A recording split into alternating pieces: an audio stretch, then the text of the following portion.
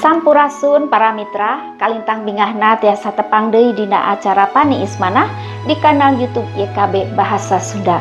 Satu acan urang ngabandungan panglenyepan dinten ieu hayu urang neneda nyuhunkeun pingpinan Roh Suci.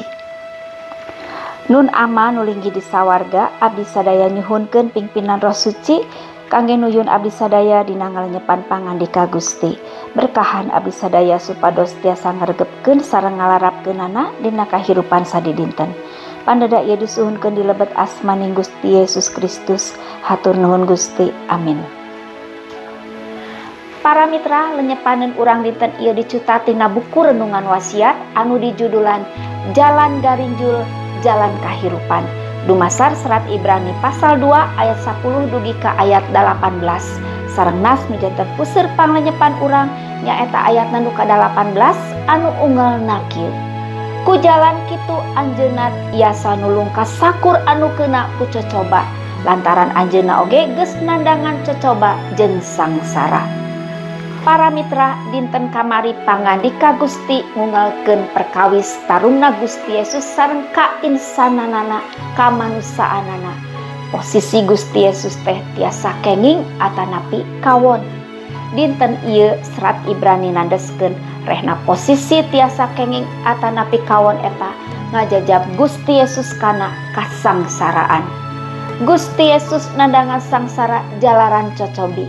Dina akhirna Gusti Yesus kenging tarungna eta sanes margi tos ditangtoskeun ti saprak awal ti kawitna nanging ku kapengkuhan anjeunna kana parentah ramana.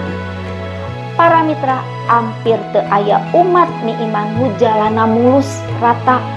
Sakedahna memang umat nu mi iman lumaku di jalan garinjul, sakapeung mudun, sakapeung rata, sakapeung nanjak. Jalan rata di barung rutinitas tu serba beres ngajantenkeun umat mi iman kajongjonan dugi kagoda balangah. Jalan mudun nu sadayana janten serba gampil eta gogoda umat mi iman pikeun ngalakonanana nanging kedah ati-ati atanapi baris tigebrus. Jalan nanjak pinuh ku ujian sareng suker nyaeta gogoda pikeun umat nu mi iman mogok lireng sareng mundur. Tapi aya hontaleun di luhur ditu. Lumaku di jalan garinjul kahirupan kitu, Gusti Yesus ngajantenkeun salirana sasipat sareng umatna. Hirup Gusti Yesus sakumaha hirup aranjeunna. Para mitra, jalan garinjul tarengtong eta jalan hirup urang. Jalan garinjul sanes kangge disorang dugi ka popohoan atanapi disingkahan. Jalan garinjul eta jalan hirup urang. Jalan hirup sakumna jalmi nu disayagikeun ku Gusti Allah kangge disorang ku urang.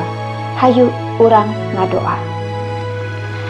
Kapangersaan jeung Allah Rama di lebet Gusti Yesus Kristus. Hatur nuhun kangge panglenyepan danget ieu patali jalan kahirupan nu disorang ku abdi sadaya.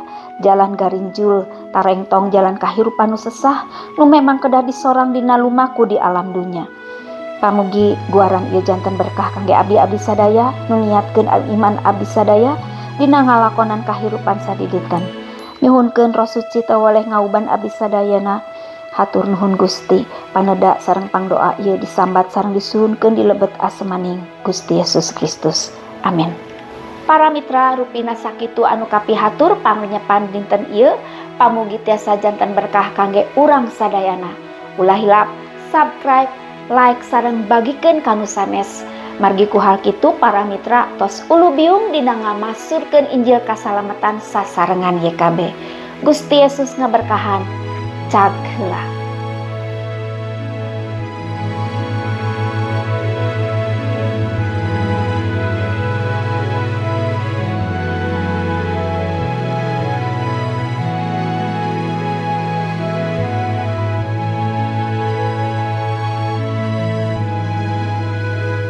Sahabat, mari dukung pelayanan dan pekabaran Injil melalui YKB dengan membagikan link acara ini kepada sebanyak mungkin orang.